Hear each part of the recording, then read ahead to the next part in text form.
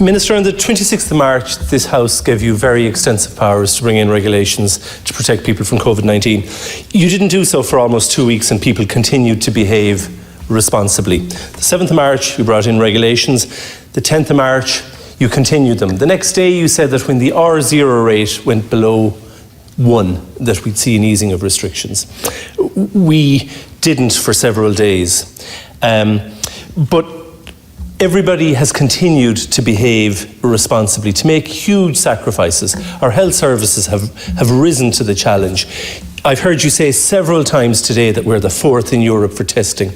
But, Minister, is all of that not being undermined by our failure to introduce any restrictions at our airports?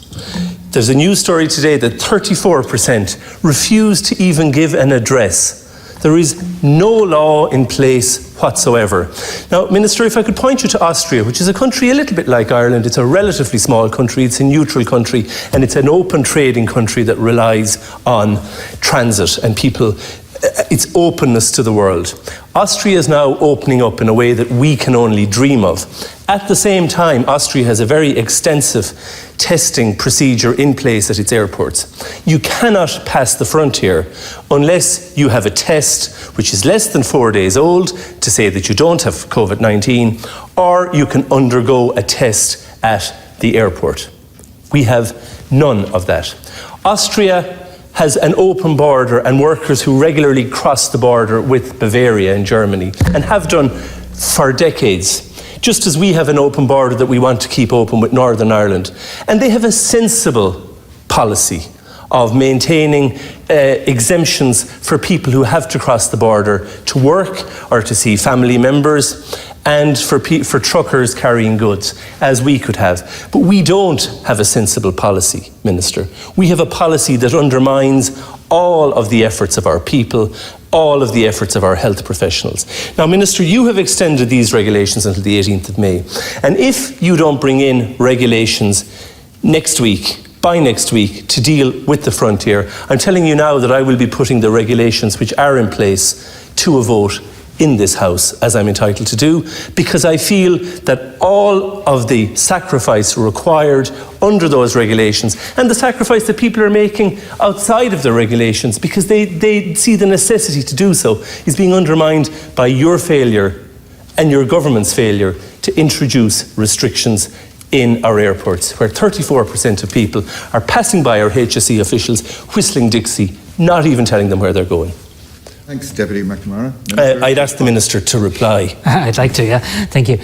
So Deputy, you're right that these has passed legislation on the 26th of March in relation to giving me the ability to set regulations. You'll also know that in that same piece of legislation, it refers to what I need to take into consideration when setting regulations. And that is obviously the advice, the public health advice that I'm given, which came after that. So I think we actually, in fairness on that issue, I think you'll actually see we move quite swiftly on regulating once we obviously had the measures to put. But my criticism is simply about the airport. I know, but you did. That may be what you thought. People behaved responsibly without regulations. Okay, that's fine. But I just want to point out there wasn't a delay in that. In relation to the airport restrictions, I think we are going to need to regulate in this area. But I do also believe that it's going to require the input, as does government, of a number of government departments. And the Department of Foreign Affairs, the Department of Justice, the Department of Transport and the Department of Health have met on this matter with the Attorney General. At the moment, you're right, self-isolation in Ireland is something people are doing voluntarily. I believe the overwhelming majority of people are doing it, but it's not enforceable by regulation. We have brought in a new passenger locator form, and you're right also that is being filled out voluntarily by some and not by others. I do think this becomes a bigger issue as the country reopens. The amount of traffic through our airports now is very low, and we see in the figures the amount of transmission through travel is very low. But I accept that that's likely to change as we reopen and as other parts of Europe reopen too. So I don't disagree with you on the need for regulation in this regard, and government is working its way through to decide how best to regulate, and I'm happy to keep you updated, and I note your intention.